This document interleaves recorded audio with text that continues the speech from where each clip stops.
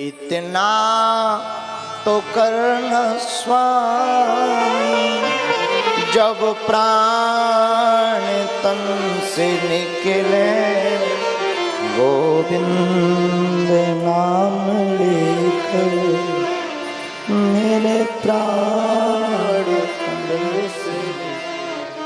गोपियां भगवान की शरण। स्वागतम वो महाभागा, प्रियं किं कर्वाणि वः, ब्रजस्यानामयं कश्चित् मृतागमन्, ब्रजस्यानामयं कश्चित् मृतागमन्। गोपियां आई, भगवान बोले स्वागत है। किस लिए आई हो? भगवान की बात सुनकर गोपियां बड़ी हंसी। धन्य हो, पहले तो आप अपना टेलीफोन बजाकर बुलाते हो और आ जाएं तो पूछते हो किस लिए आई हो। ये तो वही वाली बात हो गई कि किसी व्यक्ति को निमंत्रण दो कि कल हमारे घर पर निमंत्रण है, आ जाना, और वो शाम को आए फिर पूछे काओ भैया काहे को आए हैं, तो उस पर क्या बीतेगी? वो तो दिन भर को भूखो, और घर जाके फिर तो वो यही कहेगा कि मर भी है यार। विदिशा में ऐसी घटना एक घटी। एक व्यक्ति ने एक जमींदार का किया निमंत्रण, परसों तुम्हारा निमंत्रण है हमारे घर पर। जमींदार पुराना जमाना महाकंजूस, सो 2 दिन खाओ ही नहीं आऊ चक्कर है, क्या परसों निमंत्रण है वहीं खाएंगे, पुराना जमाना।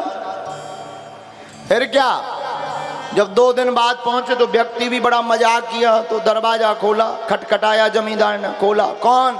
हम हैं जमींदार। हाँ आओ भीतर, निकल आओ। किस लिए आए हो बताओ जमींदार, कोई बात? जमींदार बोले अब मर भी आए। बोले क्यों? बोले बाप परसों तुम्ही ने तो कहा था कि भोजन करने आना, हम आ गए तो पूछ रहे किस लिए आए हो। बोलो सीताराम, जोर से बोलो।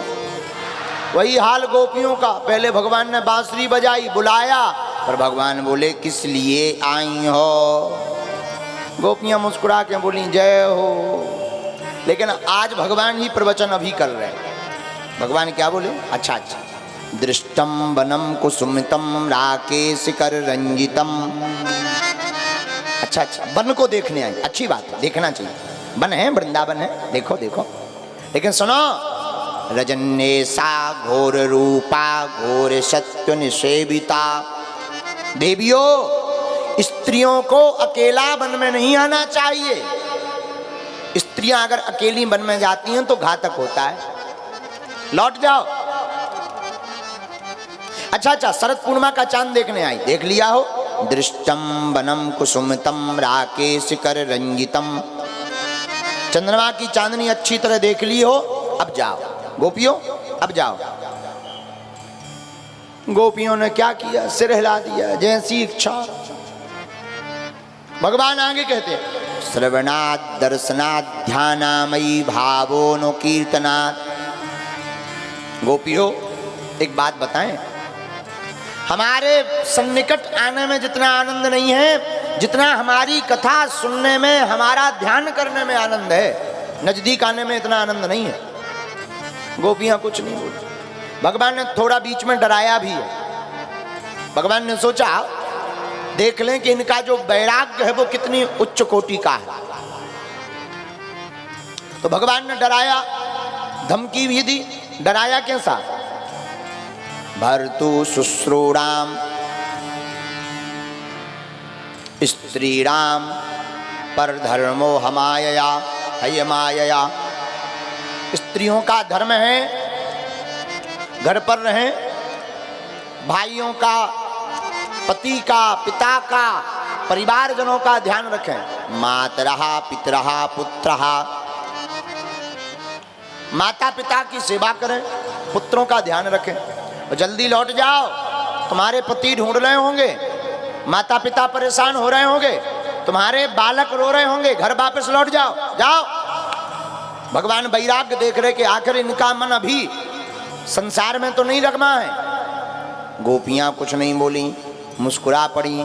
भगवान फिर बोले सुनो, जो स्त्री अपने पति को छोड़कर पर पुरुष का चिंतन भी करती है, ऐसी स्त्री नरक की गामिनी होती है, नरकगामी होती है। भगवान ने कहा पति कैसा भी हो, वृद्धो जड़ो रोग्य धनो पिवा, पति बूढ़ा हो, वृद्ध हो, निर्धन हो, कमजोर हो, कुरूपवान हो, कैसा भी हो, स्त्रियों का धर्म है पति को छोड़ करके पर पुरुष का चिंतन भी नहीं करना चाहिए। ये स्त्रियों का धर्म है। लेकिन पुरुषों का भी धर्म है, पुरुषों को भी अपनी स्त्री को छोड़ करके पर पुरुष का चिंतन नहीं, पर स्त्री का चिंतन नहीं करना चाहिए। ये पुरुष का भी धर्म है।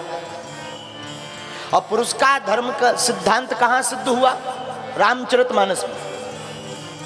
पंडित जी, रामायण में रघुनाथ जी, जानकी जी और लक्ष्मण जी हैं पंचवटी में। उसी समय सूर्पनखा आई, सूर्पनखा आई और राम जी से बोली महाराज। राम जी बोले बताओ। बोले आपके साथ हमें शादी करना। भगवान बोले क्यों? तुम सम पुरुष न मोसम नारी। महाराज आपके जैसा तो ना तो कोई पुरुष है ना मेरी जैसी कोई नारी है, मैं इतनी सुंदर। भगवान बोले जय हो। भगवान समझ गए कि जो लड़की अपने लिए लड़का ढूंढ रही हो उसी से समझ जाओ कि ये कितने ऊंचे खानदान की है। जो लड़की अपने लिए खुद लड़का ढूंढ रही हो समझ जाओ वो कितने बड़े खानदान की है। भगवान बोले जय हो देवी जी। सूर्पनखा बोली महाराज सुनो तो।